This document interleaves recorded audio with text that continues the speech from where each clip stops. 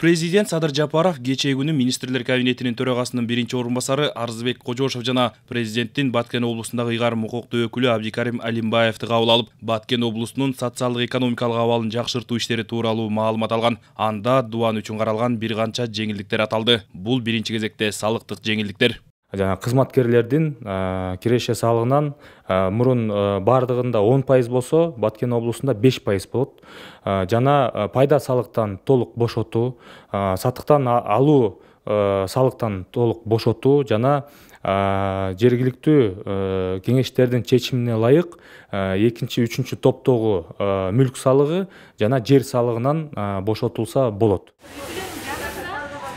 Мындан сырткары тийиштүү мыйзамдык өзгөртүүлөргө ылайык Баткен облусуна келип ири ишкерлик баштап, инвестиция салам дегендерге мамлекеттик кепилдик бериле турган болду. Эгер ишкер зыянга учураса, мамлекет кеткен чыгымды кайтарып бермекчи.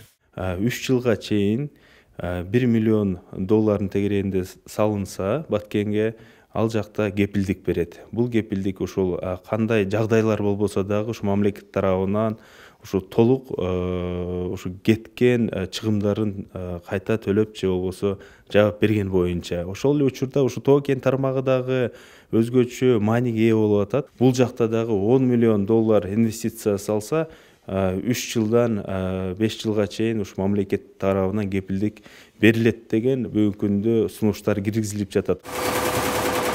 Адистердин пикиринде салыктык жактан мындай жеңилдиктер каралып, инвесторлор үчүн шарт түзүлүп жатканы чек ара айылдарынын тургундарын иш менен камсыздап, ички жана сырткы миграцияны токтотууга жакшы өбөлгө болмокчу. Орто жана чакан бизнеске $1 миллион чейин мамлекет кепилдигин беребиз деп, эгер бир нерсе боло турган болсо, ошо мамлекет кайра ошо $1 миллион төлөп берет деген кепилдиктер берилиптир. Албетте чоңураак бизнеске же болбосо тоо кен тармагына $10 миллионго чейин, $20 миллион чейин деп.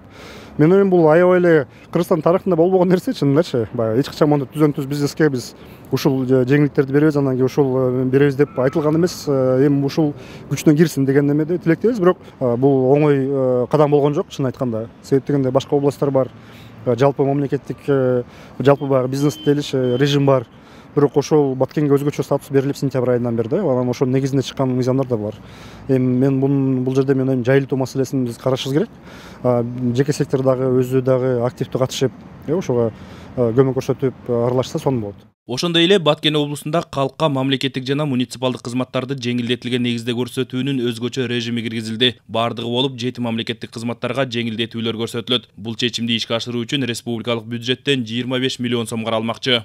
Медицина кызматкерлерин медицина тармагынан тейлеп алгандар эгер каржылуу муда ошону төлөсө, азыр ошонун 50% мисалы рентген аппаратка түшүү, анан кийин дагы башка услугаларды алганда алар 50% төлөйт да. Ошону биз элдерге багынан жеткиребиз, Кудай буйруса. Министрлер кабинети дубандагы чек арага чектеш 62 айылдын туруктуу жашоочулары үчүн пенсияларды 2000 сомго, жөлөк пулдарды 2 эсеге жогорулатуу, аталган айылдар үчүн электр энергияны 50% жеңилдик менен берүү, дарыгер, мугалим жана күч түзүмдөрүнүн кызматкерлеринин эмгек акысын көбөйтүүнү сунуштап жатат.